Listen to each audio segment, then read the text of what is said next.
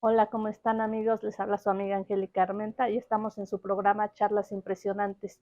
Hoy tenemos un tema muy interesante para los niños, para las mamás, los padres de familia que estén interesados en prevenir enfermedades que les da.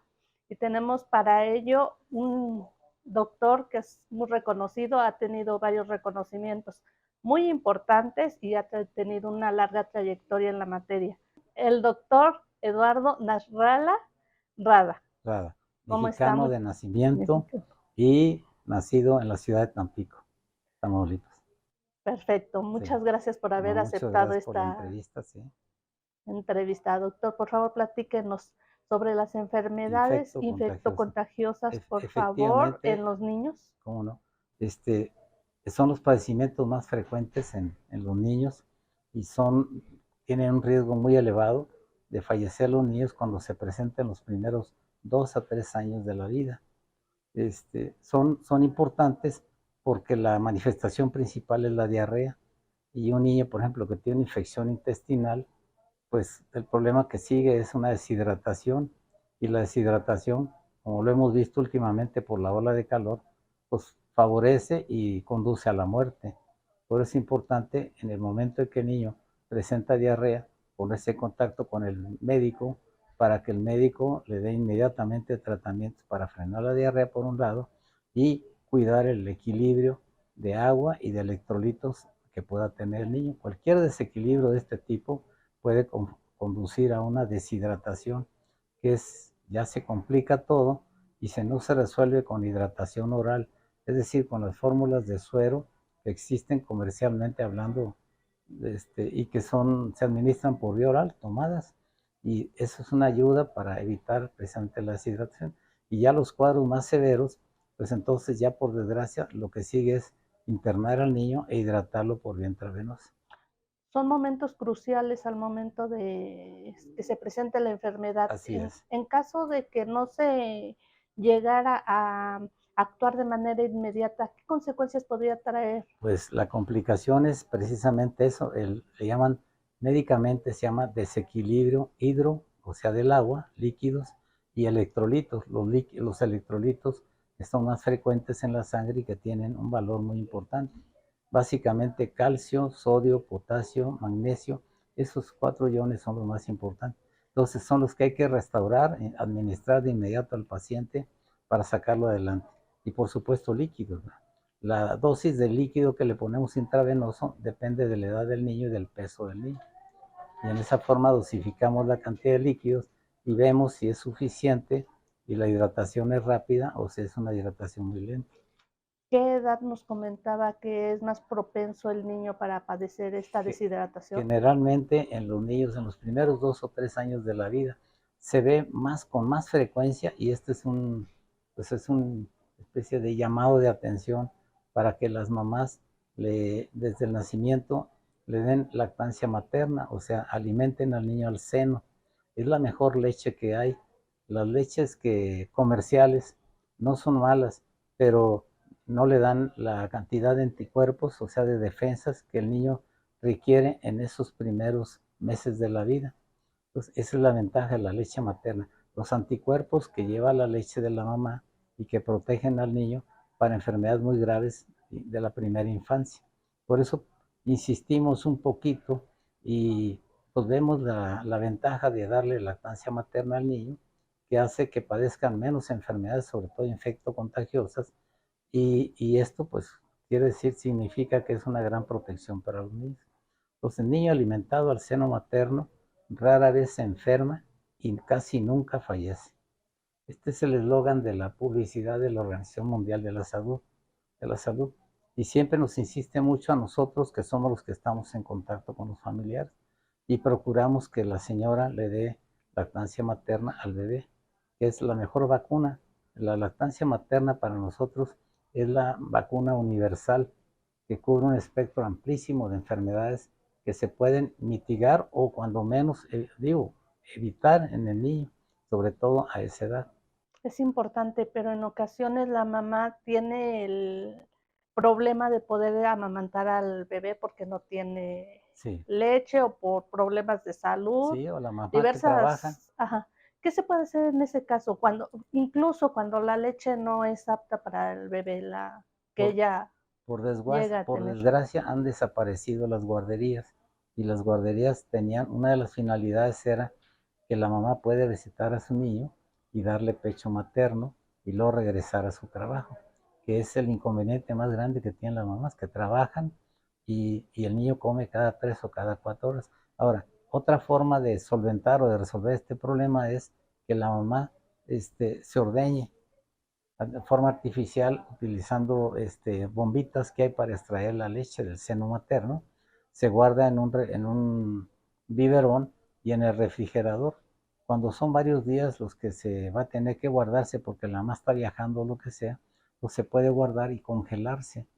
Y ya cuando se acerca el momento en el que el niño va a tomar la leche de la mamá, pues ya se descongela y se le administra al bebé. Entonces, todo lo posible por intentar darle lactancia materna al bebé. Eso le asegura una vida más sana y menos riesgo, además de lo que se llama enfermedades cruzadas o infecciones cruzadas, tanto en las guarderías como en los hospitales. Entonces, la lactancia materna es básica para la preservación de la vida del niño. Es un niño más sano, es más resistente a las infecciones y tiene mejor pronóstico de vida si está alimentado al seno materno. Ahora, está demostrado que las mamás que dan seno materno tienen menos riesgo también de tener cáncer de mama. Entonces, esta es otra de las ventajas que tiene la mamá. Pero en ocasiones la leche materna, digo, son contados los casos, pero se llegan a dar en que la leche de la mamá no es apta, Ajá, porque tiene alguna enfermedad o así porque es. diversas circunstancias. En ese caso, ¿podría haber algún sustituto para este tipo de Sí, leche, de alimento en los bebés? realmente sí, sí puede haber un poquito de intolerancia a la leche materna, pero casi siempre es algún azúcar y y como quiera se puede resolviendo, este, administrándole en caso muy necesario. Nosotros tratamos de evitar una fórmula comercial y de las cuales las más populares actualmente son las leches de soya y seguidas de las leches a base de arroz. El arroz es un astringente muy bueno y produce mucho menos alergias e intolerancia que otros cereales, por ejemplo, o semillas. Entonces, pues lo ideal es insistir en la leche materna y si esto no es posible porque el bebé tiene algo de intolerancia, entonces siempre se puede sustituir por leches comerciales. El otro problema que tiene, por ejemplo, las leches de soya, las de arroz, es que son exageradamente caras y representan una carga muy fuerte económica para la mamá que tiene necesidad de trabajar. Así es. Tenemos pacientes que han llegado a producir hasta, así con sinceridad, hasta 1,5 litros, 2 litros de leche diariamente por la lactancia materna. Algo que es clave y definitivamente es muy importante es que la mamá tome una cantidad suficiente de agua, porque mientras más agua tome la mamá, mayor cantidad de leche produce. Este fenómeno se ve, por ejemplo, en las vacas que son vacas de leche, como les llaman, que producen leche y esa es la forma, pues, De general. de generar leche. Pero lo ve, cuando hay sequía, los animales, las vacas, dejan de producir menos leche. Entonces, lo que se recomienda a las mamás es que una buena alimentación, evitar siempre que puedan cosas que le vayan a producir intolerancia al niño, o el picante, por ejemplo, o, o alimentos muy ácidos, o en fin, toda clase de chatarra, por ejemplo, que casi siempre trae un poquito de chile y exceso de sal. Entonces, la insistencia principal es una buena alimentación a la mamá, el hábito de darle cada 3 horas en el bebé recién nacido, pues probablemente los primeros 2 o 3 meses, y luego cambiar un régimen de alimentación a darle pecho materno cada 4 horas y después cada 6 horas, con la ventaja de que si se le da leche materna a los 6 meses exclusivamente, ya a los 7 meses ya se pueden empezar a agregar otro tipo de alimentos, por ejemplo, los sólidos, en este caso, pues todas las papillas que se pueden preparar a domicilio. Y claro, siempre complementada su alimentación a partir de los 6 meses con nuevamente leche materna y tratar de insistirle, aunque sean tomas al día de lactancia materna hasta los 2 años de edad, que es lo que recomienda la Organización Mundial de la Salud. Tratar de dar leche materna, aunque sea cada vez en menor cantidad, pero tratar de alimentarlo con esa leche hasta los 2 años de edad. Tomar mucha agua entonces por parte de las mamás y Tomar, una buena alimentación. así es. Más agua toma, más leche produce. ¿Hasta qué edad se les tiene que dar a los bebés la leche materna? La Organización Mundial de la Salud recomienda hasta los 2 años de edad. Y ya cuando la mamá, por ejemplo, necesita un complemento, entonces cuando recurrimos, pues por un lado a los sólidos, ¿verdad? Que se le empiezan al bebé a partir de los 6 meses. Lo ideal es darle 6 meses exclusivamente lactancia materna y de los 6 meses en adelante complementada ya con sólidos, lo que son las papillas que se pueden preparar, la mamá las puede preparar o son accesibles comercialmente, ¿verdad? Generalmente empezamos con papillas a base de frutas, manzana, pera, guayaba, durazno, sobre todo en niños que, como dice la mamá, está un poco suelto, tienen un poquito de evacuaciones líquidas. Y ya cuando son niños con problemas de estreñimiento, casi siempre empezamos a agregarle las papillas a base de ciruela pasa, que son muy buenos laxantes, o a base de mango, que es un buen laxante, o a base de papaya. Si no son papillas comerciales, pues en toda la mamá las puede hacer en cuanto tiene tiempo y se pueden refrigerar y guardar así para usarlas al siguiente día. Entonces, ese tipo de papillas depende de la capacidad digestiva del bebé. Aparte de la deshidratación, ¿qué otra enfermedad pueden tener o es recurrente en los niños, en los bebés? Las intolerancias y las alergias. Por ejemplo, vemos muchos casos de alergia a las leches y en este caso existen ya en el comercio leches como las leches a base de soya, las leches a base de arroz, las leches a base de almendras, que son leches que tienen una buena tolerancia y sustituyen a la mamá en cuanto a requerimientos nutricionales, o sea, el número de calorías por kilo de peso. Muy bien, en eso sí funciona.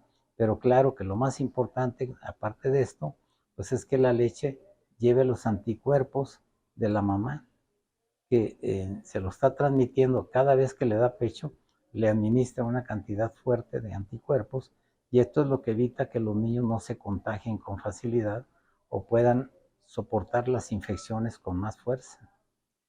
Son niños más sanos en general cuando están alimentados al seno materno. Aparte de una alimentación equilibrada, en donde se les da poco a poco, se les empieza a introducir los Así alimentos. es. Esa es la idea, introducir a los niños después de los 6 meses a otro tipo de alimentos. Y entonces cuando nosotros empezamos a prescribir las papillas, básicamente de frutas, por 2 o 3 meses, y luego podemos agregarle ya al mediodía, por ejemplo, ya papillas a base de verduras, más adelante de verduras con pollo o con algún otro tipo de carne que sea bien tolerada. Se podría llegar a dar el caso que, por ejemplo, se le empiece a introducir algunas verduras y el niño sea intolerante, por ejemplo, a la zanahoria, se me ocurre Sí, ahorita, así es. de la papilla. Se tiene que buscar un sustituto, se le Sí. tiene que suspender ese Generalmente alimento. la podemos sustituir con una papilla de papa, que es más bien tolerada y que tiene un valor nutricional muy bueno, bastante bueno, incluso superior al de la zanahoria. Entonces, ese es el tipo de papillas. Unas de estas papillas tienen más valor calórico y si el niño es un niño que está, su crecimiento y desarrollo va por debajo de lo normal en cuanto a peso, talla, superficie corporal, ahí es donde introducimos papillas que le den mayor número de calorías para evitar que el niño se vaya a desnutrir. Ok, la otra enfermedad que nos mencionaba, llevamos dos, Sí. nos falta la tercera. ¿En qué consiste? Pues la tercera, las otras enfermedades más frecuentes en el niño después de estas son las enfermedades respiratorias, que en realidad sí están por encima de las diarreicas, que se presentan básicamente con los cambios bruscos de temperatura o en el invierno, cuando el niño empieza a estornudar, a tener un moquito constante. Las enfermedades respiratorias, pues antes decíamos, ya viene el invierno, hay que preparar al niño y le cargamos un poquito más a la vitamina A, a la vitamina D, con la idea de disminuir, si no el contagio, cuando menos la intensidad de la enfermedad respiratoria. Se trataba de, si le va a dar, pues tratará de darle en una forma tal que no sea tan grave y que no ponga en riesgo la vida del bebé. Pero sí son bastante frecuentes, sobre todo que la mayoría son de origen viral, que llamamos de etiología viral, que son los que producen en realidad mayores enfermedades respiratorias y también mayores enfermedades gastrointestinales, los virus. Y luego ya lo que sigue son bacterias, y luego lo que sigue son hongos y otro tipo de factores que están en el ambiente y que coadyuvan a que las infecciones respiratorias sean más severas. Por ejemplo, sustancias tóxicas en el ambiente, vivir cerca de fábricas que emitan sustancias tóxicas, que eso es muy frecuente, que tenga el niño ya por naturaleza antecedentes de alergia en la familia, sobre todo la alergia de tipo respiratoria, que conduce, cuando no se trata, casos muy graves, serían ya los casos extremos de asma bronquial, en el que el niño tose de noche, la tos es más intensa y aparte es más grave durante la noche porque ya llega a producir insuficiencia respiratoria y ve uno como el niño, como dicen las mamás, jadea para respirar, batalla para respirar. Y eso se nota en las alas de la nariz, donde ve uno cómo se abre y se cierran las alas para permitir la entrada o la salida del oxígeno. Pero básicamente es una enfermedad que se puede decir que es probablemente la más grave. El asma bronquial es una enfermedad crónica que afecta al niño cuando existe el antecedente de alergia de tipo familiar y que procuramos evitarla hasta donde se pueda. Evitamos alimentos que puedan producir alergia en los niños y si es necesario se le hacen pruebas cutáneas, pruebas o en sangre para determinar el tipo de alergia y a qué sustancias o alimentos son alérgicos los niños. Procuramos retirar esos alimentos y sanear el ambiente, porque luego en casas donde hay muchas alfombras, muchos tapetes, monos de peluche, que la mamá misma le compra al niño y se los pone en la cuna, pues todo eso también es una fuente de alergias. Con mucha frecuencia, por ejemplo, los que están en las camas, en los colchones, son ácaros, que son parásitos que viven ahí y que también producen alergia. Ahí la limpieza también juega un papel Es importante. básica, sí. La limpieza es básica y buscar colchones, de preferencia que estén forrados con materiales plásticos y que eviten la salida del colchón, del ácaro, porque luego lo inhala el bebé y ahí es donde empiezan los problemas de alergia.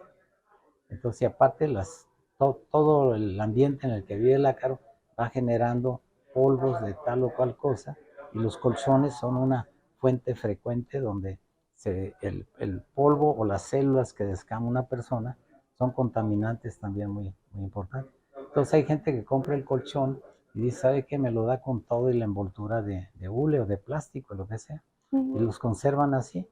Y hay en las farmacias o en algunas tiendas grandes donde venden, aparte electrodomésticos, ropa de cama, ahí también puede uno conseguir los protectores de colchón que traen un zipper y ahí es donde se guarda el colchón adentro, se cierra el zipper y eso produce un aislamiento y menos riesgo de tener problemas por la presencia de ácaros.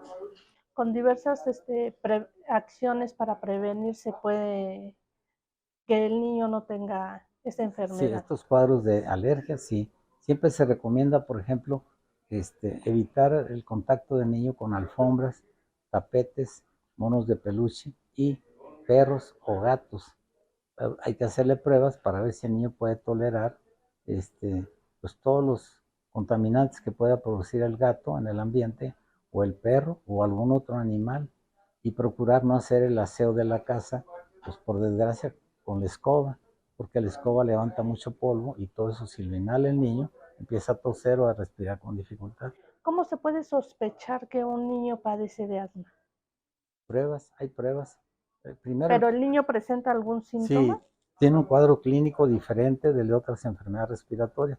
El cuadro clínico del niño generalmente es una tos persistente que durante la noche se agrava y que puede llevar a insuficiencia respiratoria y que puede condicionar que el niño lo llevemos a un hospital o le apliquemos directamente inhalaciones de broncodilatador. En los casos graves refractarios se le agrega un esteroide y eso hace que el bronquio que está contraído en forma continua y que impide la entrada libremente del aire. Entonces, ya una vez que se usa el broncodilatador, el bronquio se libera y con más facilidad llega el aire a los pulmones, ventila mejor el niño. Entonces, esos son tratamientos crónicos muchísimas veces, pero son necesarios para sacar a un niño adelante que tiene un problema de broncoespasmo secundario, por ejemplo, al asma bronquial. ¿Sí? Otra cosa que ayuda es llevar al niño con un alergólogo pediatra y el alergólogo le hace las pruebas y él puede sacar un resumen de cuáles son las frutas, las verduras o los elementos del ambiente que pueden producir la alergia o parte de la alergia del niño. Entonces, por ejemplo, si el niño es alérgico al pelo del gato, pues hablar con la familia y hacerle ver que la presencia de los gatos alrededor del niño le va a generar este tipo de problemas respiratorios, sobre todo de asma bronquial. Y luego también se le hacen pruebas de alimentos.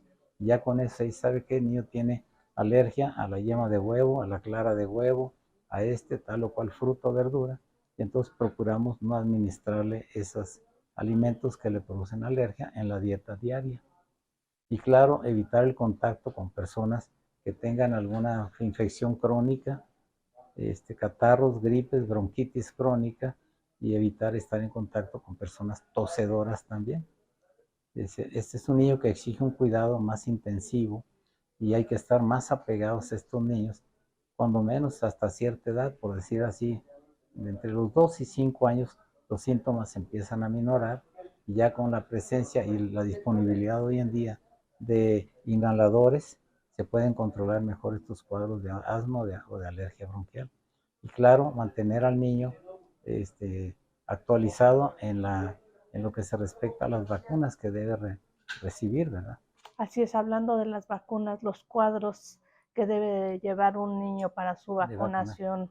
Dependen de la edad y de si ya recibió alguna inyección en este caso de la vacuna. Por ejemplo, al nacimiento se recomienda la aplicación de la vacuna de tuberculosis, que ya en muchas instituciones ya no se aplica, pero que consideramos que sí es importante la aplicación de tuberculosis en los primeros días del nacimiento. Casi siempre se le aplican al bebé antes de darlo de alta de la maternidad. El niño ya va vacunado de polio o bien de tuberculosis. Luego la siguiente vacuna se aplica a los 2 meses de edad, que se le pone la primera dosis de vacuna de sarampión, rubiola y paperas, y luego una dosis de refuerzo de polio. Y nuevamente a los 4 meses se repite lo mismo. Y en ese intervalo se le agrega otra vacuna que es muy importante porque produce diarrea también en el niño.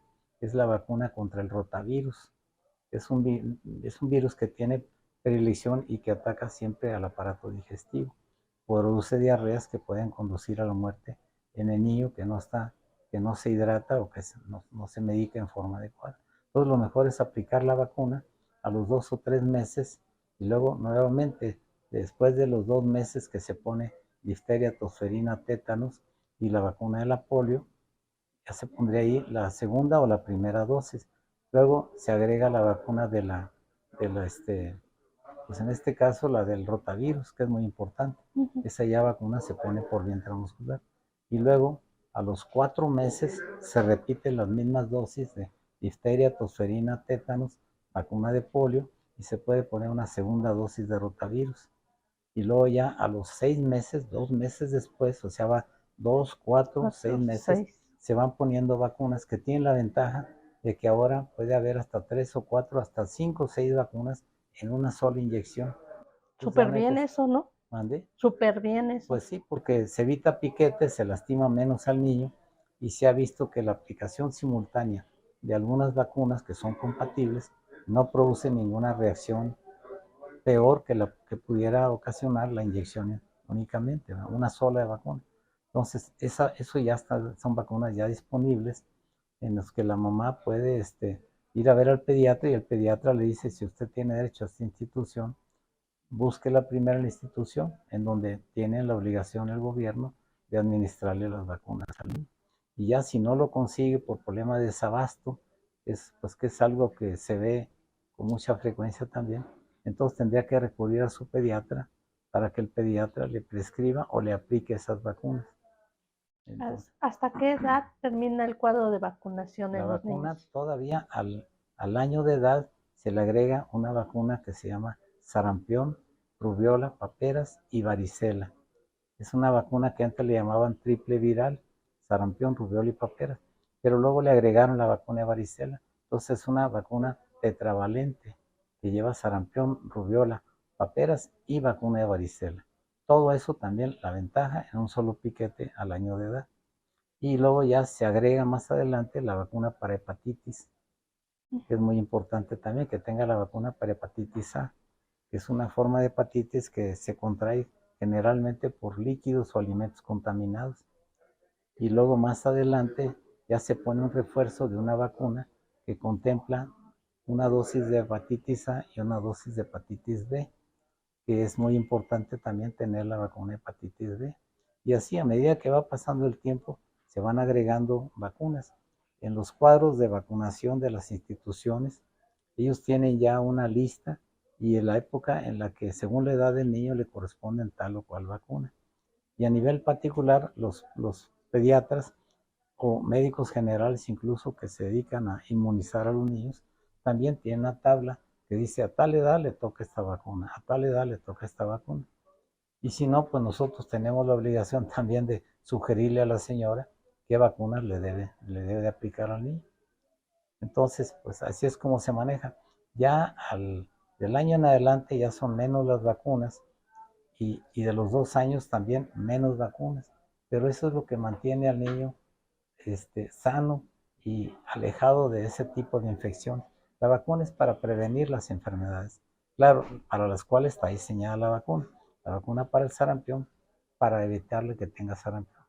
Y en esa forma se vacunan cada año, cada 2 años, y ya a los 4 años se pone un refuerzo de la vacuna de sarampión, rubiola, paperas y varicela.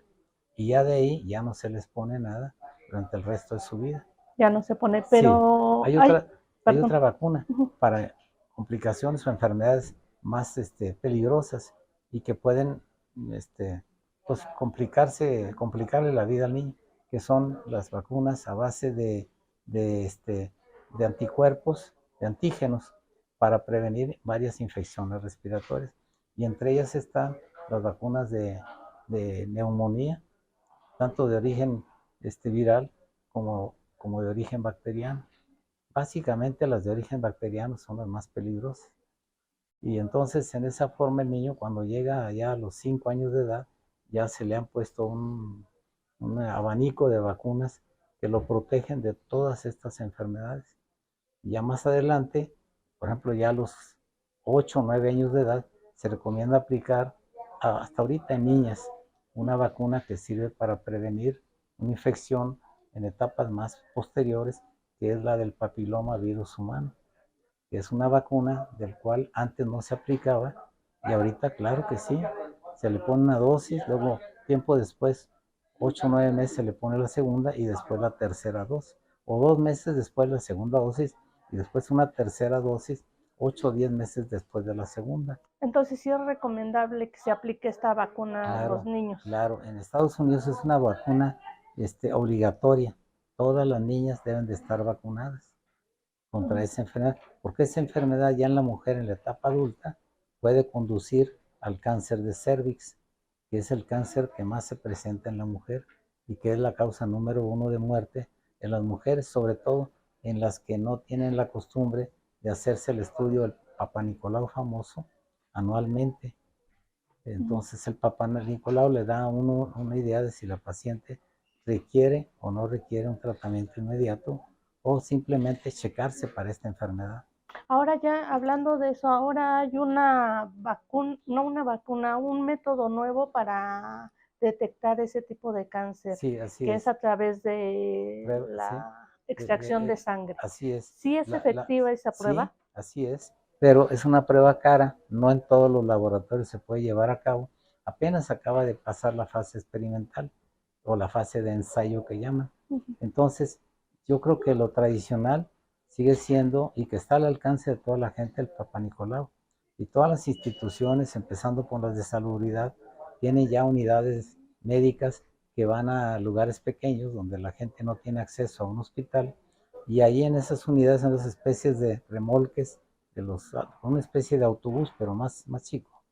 Ahí están equipados para hacerle Papá Nicolau a la señora y hacer la toma de una vez del moco cervical para ver si tiene indicios de que tenga la infección por el virus del papiloma humano o ya un inicio de un cáncer de cervix, que en etapas tempranas se trata y la paciente puede vivir sanamente de por vida. Y si no se trata, pues el problema son las complicaciones del mismo que pueden llevar a la muerte. De hecho, es la causa número 1 del cáncer en la mujer. Por eso es importantísimo que se cheque y se haga su Papá Nicolau periódicamente. Y ya en etapas posteriores, pues la revisión de los senos, que se le enseña a la niña ya a los 13, 14 años de edad a hacérsela ella sola, haciendo la exploración por cuadrantes, cuadrante superior externo, el inferior interno y el superior externo. Y luego al final se hace todo esto a base de la palpación, se le enseña a la niña a palparse el pecho, presionándolo un poco contra la parrilla costal. Y luego la niña puede sentir la presencia de alguna pequeña tumoración, o la mamá también le puede hacer el estudio. Y ¿Es común que se presente algún tipo de síntoma o de tumor en una niña? sí, sí se puede presentar. Y, y bueno, hay otras adenomas, se llaman fibroquísticas de la mama, que también son tumores benignos, pero se confunden con el cáncer de mama. Y ahí es donde la persona que tiene experiencia, generalmente son los ginecólogos los que tienen experiencia, entonces ellos tienen que tomar una decisión y si es necesario, hacer una biopsia. De forma inmediata es lo que se llama mamografía o bien el ultrasonido. Lo mejor, lo más completo es la mamografía, que se debe llevar a cabo cuando existe la duda por la presencia de una tumoración. Y esto siempre lo comprueba el ginecólogo, que es el que tiene más experiencia, y él es el que ordena que se le haga la mamografía a la mujer. Aparte de que es una prueba que periódicamente se debe hacer en las mujeres cuando existe el antecedente de adenomas o pequeñas tumoraciones quísticas, que son benignas generalmente en la mujer, pero solamente una mamografía y posteriormente, si se tiene la duda, pues hacer una biopsia, que es lo más seguro. Ya la biopsia ya se determina, es una toma de una muestra de esa bolita o enuclear la bolita completa, entonces mandarla a un laboratorio que se llama de patología y ahí examinan la bolita a través de microscopía y ellos pueden decir si es el tipo o la naturaleza de esas bolitas y determinar si es benigna o es maligna. Y ya después, por la observación periódica del paciente, incluso en educar, sobre todo es muy importante educar a la niña a que se lleve a cabo el autoexamen de la mama a partir de cierta edad, cuando ya empieza el desarrollo de los caracteres sexuales del niño. ¿En los hospitales ya están implementando esto para las niñas? Sí, de hecho el pediatra es el que, de momento, nosotros los pediatras vemos los niños hasta los 18 o 20 años de edad, y ya a esa edad despedimos al niño y lo referimos a que lo vea o el médico familiar o bien el ginecobstetra de la mamá. Y generalmente ellos se hacen cargo ya posteriormente de los niños, pero ya en una etapa más avanzada, cuando ya dejan de ser adolescentes. Regresando al tema del cuadro de vacunación, muchas familias, muchas personas, debido a la religión, no quieren vacunar a los niños. Hay un 20% de mujeres de población, sobre todo de algunas miembros de algunas sectas religiosas, con ideas muy diferentes, que están en contra de la vacunación. Y por desgracia, eso impide que no lo impide, pero que muchas gentes se digan, yo no voy a vacunar a mi hijo. Y las consecuencias pues pueden ser catastróficas, ¿verdad? Porque imagínense ustedes, un niño que no tiene vacunas para todas las enfermedades que mencionamos hace rato, pues es presa fácil de cualquiera de esas infecciones. Y no es lo mismo que a un niño le dé varicela de pequeño, a que le dé varicela incluso ya de adulto, en cuyos casos la varicela es más grave y las complicaciones son mayores. ¿Eso Y podría relacionarse con el tema de que han regresado las enfermedades que antes pensaban que ya estaban sí, erradicadas? así es, pensábamos, pero llegan las nuevas oleadas o brotes de la enfermedad básicamente porque el paciente no está vacunado. Otra vacunación que es obligatoria, por ejemplo, es la vacunación contra la influenza, que se empieza a aplicar al año de edad, por ejemplo, y se pone, desde esa edad se pone una vez al año, se vacuna el niño contra influenza. Y ahora, pues eso debe ser toda la vida, ¿verdad? La vacuna influenza llegó para seguírsela poniendo toda la vida, hasta que la persona, pues, pase a mejor vida o fallezca. Pero es una vacuna casi, podemos decir, obligatoria en toda la gente. Se pone generalmente en los meses de septiembre y octubre. Puede ser una sola vacuna o habrá otras en las que se tenga que poner un refuerzo. Y por supuesto, pues hoy en día, la importancia de la aplicación de la vacuna para el virus COVID-19, que también es muy importante que la tenga la gente, porque solamente cuando todos nos logremos vacunar en un pueblo, en una ciudad o en un país, entonces podemos pensar que la población va a estar exenta de la enfermedad. Pero tendría que vacunarse cuando menos un 70, un 80% de la vacuna, aplicarse las vacunas. Si no se ponen, por ejemplo, hasta ahorita las 4 dosis de COVID o una dosis de influenza cada año, entonces sí estamos en riesgo de que vengan los brotes nuevos, porque aparte de eso, las vacunas están hechas de, pues los virus tienen lo que llaman subvariantes o variantes, que son especies de mutaciones. El virus cambia su identidad y su estructura generalmente una vez al año y entonces generan nuevos virus cada vez más peligrosos. Cuando empezó el COVID, hablábamos del virus Delta, que era la variedad que provocaba el COVID-19, pero se ha ido multiplicando y ha ido generando variantes nuevos que han hecho que otros patógenos parecidos, otros virus, produzcan la misma enfermedad. Y ahora la mayor parte de las infecciones son provocadas por un virus que es el Omicron. Y de ahí vienen las variantes y las subvariantes. Por la falta de vacunación. Por la falta de vacunación. Por eso es importante tener los adultos o adolescentes mayores, tener las 4 dosis de COVID-19. Ahora, en algunos países pues del primer mundo ya existen tratamientos para que si a una persona, porque estos padecimientos son más graves en el adulto de la tercera edad, principalmente en el grupo grupo etario, o sea, en pacientes, en este caso mayores de 70 años de edad, que ya están en la tercera etapa de la vida, ellos son víctimas con mayor frecuencia y son más graves todavía de COVID-19. Y el COVID-19 a esa edad sí puede con más frecuencia producir la muerte del paciente. El joven se defiende mejor porque tiene mejores niveles, la respuesta inmunológica del joven es más rápida, es mejor, es más amplia, y la del adulto de la tercera edad es más débil. Aparte que muchos adultos de la tercera edad, como jóvenes también, pueden tener problemas de tipo del hepático o del corazón o cuadros frecuentes de otras enfermedades o problemas de hipertensión arterial o diabetes o también la obesidad. Se llaman factores de riesgo que favorecen que un adulto de la tercera edad adquiera la infección y si la adquiere, pues conduzca a la muerte de la persona. Por eso también es importante en la tercera edad ponerse las vacunas, estar al pendiente y cada año revacunarse. Aunque digan yo ya tengo 3 dosis o 2, si tiene la oportunidad de vacunarse, aprovechar esa vacuna. Siempre decimos vacunas de más, vacunas de más, vacunarse de más no hace daño, pero vacunas de menos, o sea, ponerse menos vacunas sí hace daño. Entonces, ¿Cuántas son las ideales del COVID? del COVID ahorita estaríamos ya en la 4ª vacuna y ya la nueva vacuna que es la que se está trabajando y que se piensa uno que se podrá disponer de ella probablemente para el mes de octubre, pues sería la 5ª vacuna, pero esta vacuna ya viene modificada. Hay una modificación muy importante y le llaman vacuna bivalente, porque es una vacuna que tiene un espectro, una amplitud para, vacunar a un paciente mayor. Cubre más enfermedades y más variantes.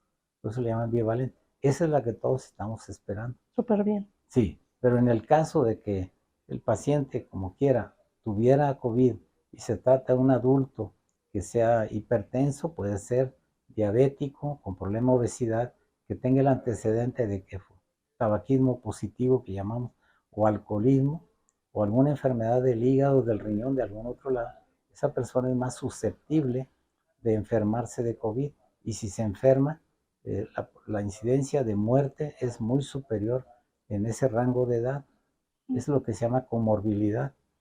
Y el joven, pues generalmente, si no tiene esos tipos de padecimientos, puede superar la enfermedad con más facilidad. Ahora, ante la posibilidad de que el enfermo o la persona padezca varias enfermedades y lo que piensa uno es mejor tratarlo. Entonces, porque ya la vacuna no pudo evitar la infección, entonces hay que darle tratamiento. Y el tratamiento inmediato se basa en la administración de anticuerpos específicos para el virus de la COVID-19. Y estos anticuerpos existen ya a nivel comercial, pero por desgracia nada más en Estados Unidos y en países de Europa y en Canadá.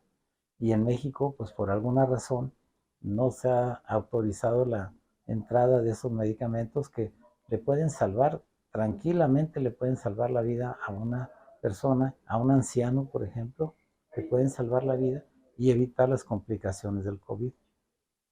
Entonces, vacunas se administran en forma de infusión por vía intravenosa, una sola aplicación en un suero. Una sola aplicación es suficiente para salvarle la vida. Ojalá y que pronto lleguen al país. Pues es cosa de que sean aceptadas en México, que COFEPRIS autorice la introducción de la vacuna y que cheque en realidad la respuesta inmunológica, que sea buena, y entonces pues ya lo demás sería que el gobierno apoye para introducir la vacuna, o incluso muchos pediatras esperamos que ese tipo de anticuerpos se puedan conseguir en México y que si es preciso conseguirlos en farmacias o en algún otro lugar, pues yo creo que la familia siempre puede hacer pues un gasto o reunirlo, ¿verdad? Y poder comprar ese medicamento en tabletas, de las cuales se administran un total de 4 o 5 tabletas en la mañana y 4 o 5 en la noche por 5 días. Y esto ayuda a superar todas las complicaciones que pueda haber. Y ya en casos más graves, por vía intravenosa. Súper bien, esperemos. Pues sí. Por el bien de todos, entonces todos a vacunarse. Muchas Sí. gracias, Pues doctor, un muchas gracias placer. a ustedes por la entrevista. Un placer. Muchas gracias por habernos acompañado en esta entrevista. Espero les haya gustado y por favor denle like a nuestro video y síganos en nuestras redes sociales. Hasta la próxima.